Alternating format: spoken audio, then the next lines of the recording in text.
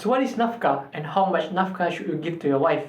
In summary, there's no direct answer to this as it differs from one person to another. However, if you want a detailed explanation, then stick around as I will be sharing with you more in this video.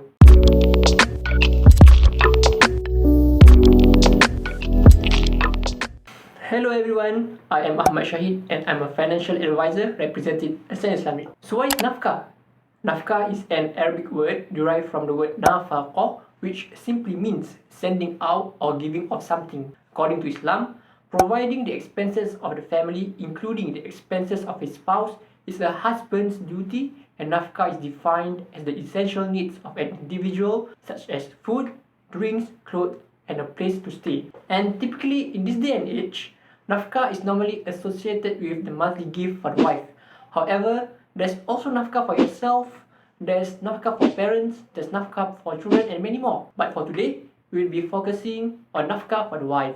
In Singapore at least, the normal definition of nafkah is to give monthly allowance of cash to the wife.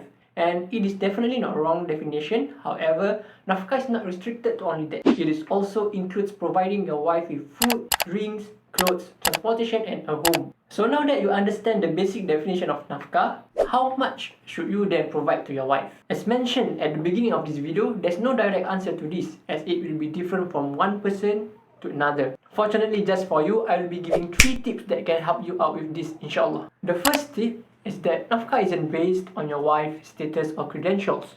It is instead based on your affordability. And in my humble opinion, as important as providing your wife with nafkah, it is also important to take care of your well-being by spending within your means. Secondly, at least on the basic level, you as a husband should ensure that all her basic necessities are being provided for. And if it's still within your affordability, maybe you can give your wife extra allowance for her to spend the extra things that she might need or want. For the last tip, which is the most important, is to discuss and set an agreement between you and your wife on how the nafkah should look like. What I mean by that is to lay out all your finances on a notebook or on an Excel sheet and to conclude on how much should be given to your wife at the current moment. Over time, your finances would change, and thus it is advisable to review your finances at least once a year. And by the way, we have our very own financial income allocation Excel template that we use and give to our clients for their reference. If you are interested in having one, you can simply DM us on Instagram and we'll be more than happy to give you one. Anyways, please remember to subscribe and follow us on our social media for similar content. At Ascent Islamic, we focus a lot on educating the Muslim community on how to manage their finances, as well as Islamic finance related topics such as the difference between riba and interest and other similar content. Now, we all know that nafkah for wives is wajib, and it is our responsibility to ensure that our wife's needs are fulfilled. And as a husband myself, I would love to give the best for my wife.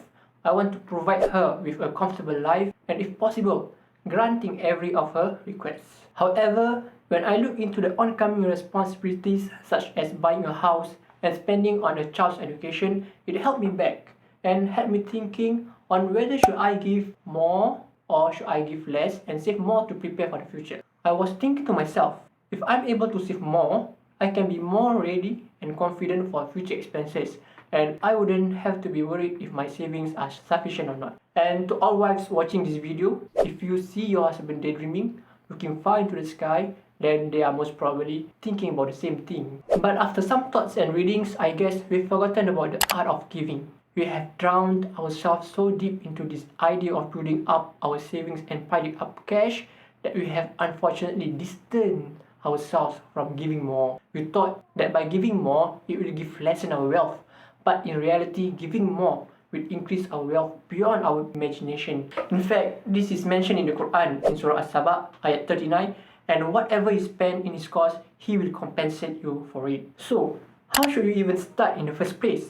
How should you continue giving and at the same time building a strong foundation for your family's finances? For a start, as a husband, we should take note of the household's expenses. We should know our cash flow and we should have proper management of our finances.